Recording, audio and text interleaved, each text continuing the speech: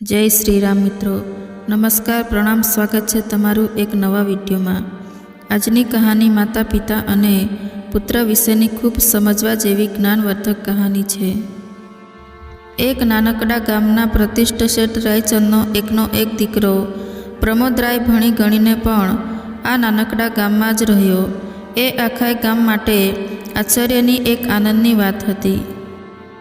પિતાના કાપડના વ્યવસાયમાં જ પોતાની કારકિર્દી શરૂ કરવામાં પ્રમોદરાયના બે આશય હતા। એક તો માતા પિતા આ ગામ છોડીને ક્યાંય આવવા તૈયાર નહોતા અને પોતે માતા પિતાને એકલા ગામમાં મૂકીને અન્ય કોઈ જગ્યાએ જઈને સમુદ્ર થવા ઈચ્છતો નહોતો।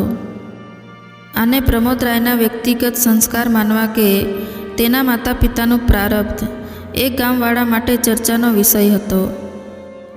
પિતા રાયચંદે પ્રમોદરાયનું લગ્ન ગામની જ એક સુશીલ કન્યા માલતી સાથે કરાવ્યું। માલતીએ પણ શહેરનો મોહ છોડીને ગામમાં જ રહેવાની પ્રમોદરાયની વિચારધારાને હોંશે હોંશે સ્વીકારી લીધી। સમય વહેવા લાગ્યો અને પ્રમોદરાય પણ એક પુત્રનો પિતા થયો। પુત્ર શિવાંશ પણ ભણવામાં ખૂબ હોશિયાર અને દેખાવડો હતો।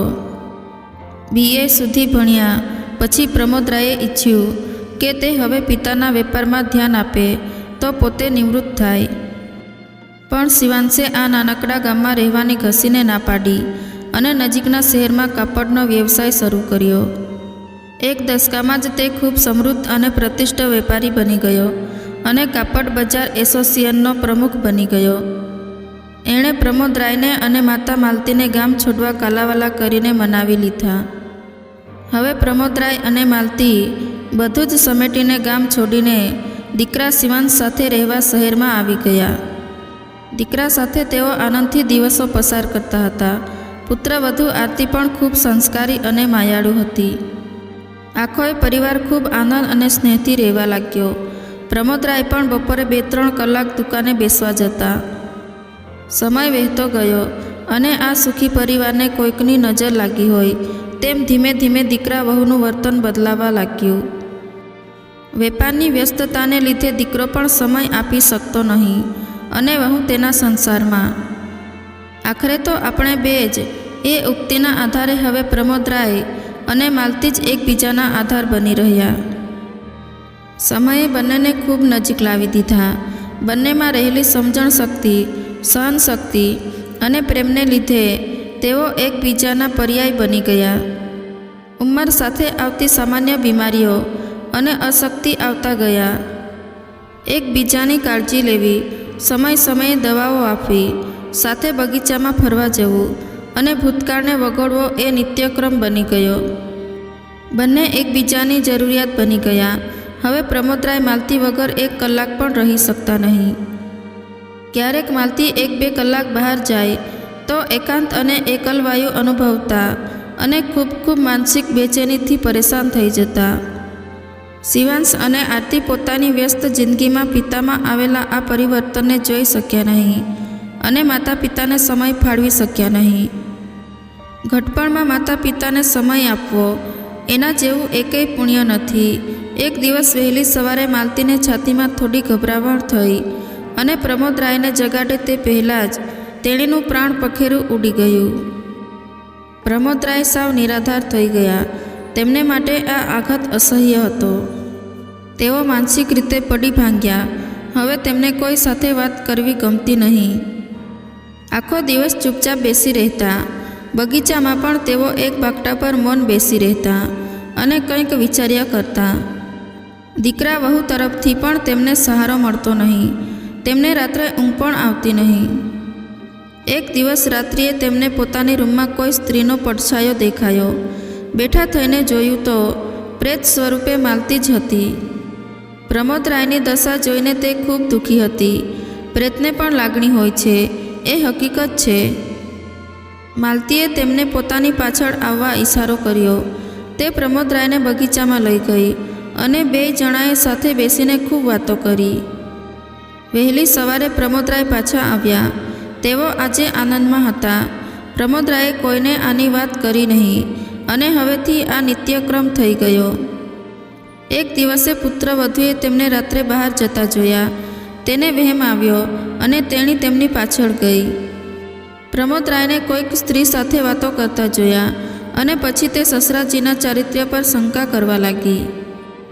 તેણીએ શિવાંશને ચઢાવ્યો અને વગર વિચારે હવે શિવાંશ પ્રમોદરાયને ખરું ખોટું ખૂબ સંભળાવતો. પ્રમોદરાય તેમને સમજાવવા પ્રયત્ન કરતા, પણ વ્યર્થ જ. હવે પુત્ર શિવાંશે ત્રાસ આપવાનું શરૂ કર્યું. તો પુત્ર ક્યારેક અપમાન કરતો, તો ક્યારેક હાથ પણ ઉપાડતો.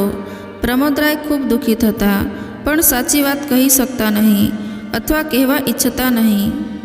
કોઈ તેમની વાત પર વિશ્વાસ નહીં કરે એની તેમને ખાતરી હતી. હવે તેઓ આખો દિવસ કશું જ બોલતા નહીં. પ્રમોદરાયની ઈચ્છા વિરુદ્ધ તેમને માનસિક સારવાર આપવાનું શરૂ કરવામાં આવ્યું. ક્યારેક દવાના ડોઝ સાથે વીજળીનો કરંટ પણ આપતા. પ્રમોદરાય આમાંથી છૂટવા ખૂબ પ્રયત્ન કરતા, પણ દરેક પ્રયત્નને પાગલ અવસ્થા સમજીને વધારે જોહુકુમી કરવામાં આવતી. તેમના રૂમને બહારથી રાત્રે તાળું મારી દેવામાં આવતું, જેથી તેઓ બહાર ના જઈ શકે. આવી પરિસ્થિતિમાં તેઓ ખૂબ કાલાવાલા કરતા, આજીજી કરતા, હાથ જોડતા અને રડતા. પણ દીકરા વહુ પર આની કોઈ અસર થતી નહીં. રોજ રાત્રે પત્ની માલતીના પ્રેમને પામવા તેઓ તરસતા. હવે તો પ્રેતની સાથે પ્રીતથી તેઓ દેવદાસ જેવા થઈ ગયા હતા અને આખો દિવસ માલતીના નામનું રટણ કર્યા કરતા. આજે અષાઢની મેઘલી રાત છે. તારાઓ અને ચંદ્રની શીતળ ચાંદની છે. કોણ જાણે કેમ પણ પ્રમોદરાયને માલતી ખૂબ યાદ આવે છે. એકલા એકલા રૂમમાં બેઠા બેઠા રડે છે અને ત્યાં મગજમાં એક વિચાર આવ્યો. ભગવાને જ કેવો સુંદર ઘટ ઘડ્યો છે કે દીકરો શિવાંશ અને પુત્રવધુ આરતી તેમના મિત્રના લગ્નમાં ગયા છે.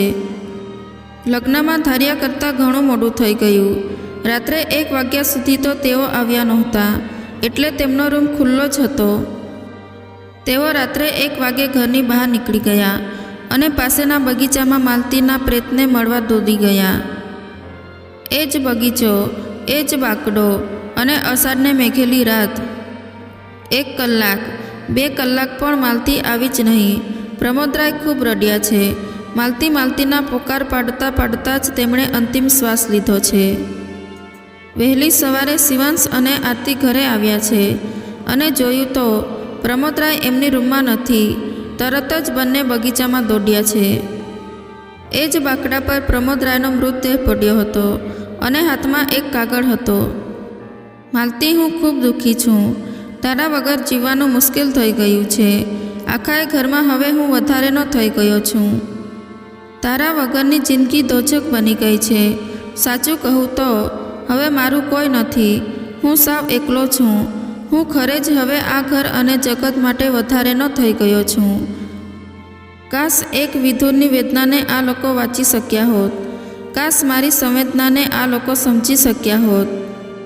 કાશ પ્રેત સાથેની મારી પ્રીતને આ લોકો પચાવી શક્યા હોત. કાશ મારી લાગણીઓને, ઉર્મિઓને આ લોકોએ અકાળે મારી નાખી ના હોત. કાશ દવા અને ડૉક્ટરને બદલે મારી સાથે આ લોકો સ્નેહથી વર્ત્યા હોત. કાશ મારી માલતીને આ લોકોએ મને રોજ મળવા દીધી હોત. માલતી મને બોલાવી લે, અને સાચે જ માલતીએ બોલાવી લીધા. આ કાગળ વાંચીને શિવાંશ ખૂબ રડ્યો અને કહ્યું, સાચે જ અમે તમને સમજ્યા હોત તો આજે તમે જીવતા હોત. અમે જ તમને મારી નાખ્યા. અમને માફ કરજો પિતાજી. તો મિત્રો, કહાની કેવી લાગી કમેન્ટ કરીને જરૂર જણાવજો. અને વિડીયો પસંદ આવ્યો હોય તો લાઈક શેર કરી દેજો. અને આવા જ નવા વિડીયો જોવા માટે અમારી ચેનલને સબસ્ક્રાઈબ જરૂરથી કરી લેજો. ધન્યવાદ.